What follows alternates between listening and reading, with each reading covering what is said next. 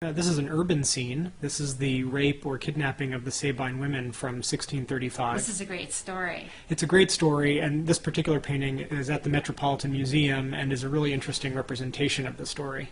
So here the founders of Rome, the male founders of the city of Rome, the ancient Roman Republic, need to marry. They need some women in order to procreate and to populate the city of Rome. Exactly, and so they go to the Sabines, and there are various versions of the story. They go to the neighboring city where the Sabines are, and there's a feast or a festival, and at a certain point, the leader of the Romans, here dressed in red, gives a signal, and the Roman men grab the Sabine women and carry them off, as the Sabine fathers and mothers and children cry and resist. It's a terrifying scene. Right.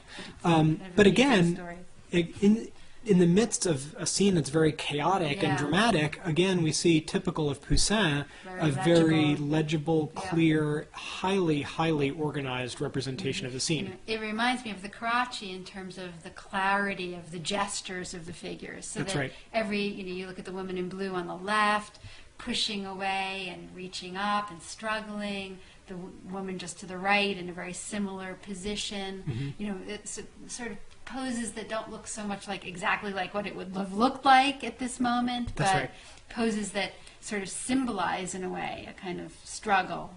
If we took a snapshot of a real battle taking place, it wouldn't look anything like this. With women being raped and carried off, that's right. It would not look like this. Is much more organized. And just like the landscape, he's marked out clearly front, middle, and back with large accumulations, large pieces of architecture. And then also, just like the landscape we saw, he leads your eye in the direction he wants it to go. So we have this line of figures, a kind of frieze of figures right across the front of the picture plane, typical for most of his paintings. And then notice how that, on the right, curves around and into the background, where our eye is led to the large building in the middle. And then our eye is also drawn to the distant background, because that's the only other place left to look. And there's even a figure of a soldier right in the middle of the painting who's pointing.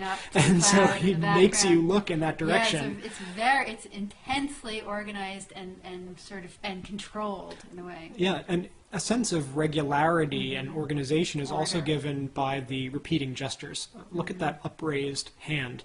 It repeats 3 times across the exact middle of the painting, going back in depth, and then even in the other direction as well. And so this repeating gesture, the sense of movement across the space, and also the very clear punctuation and marking out of the spaces, gives a very strong organization to the scene. It's probably useful to say that this kind of painting would have been created by many studies of individual figures at first. Probably the individual figures would have been sketched nude and then clothed, and then there would have been many compositional studies.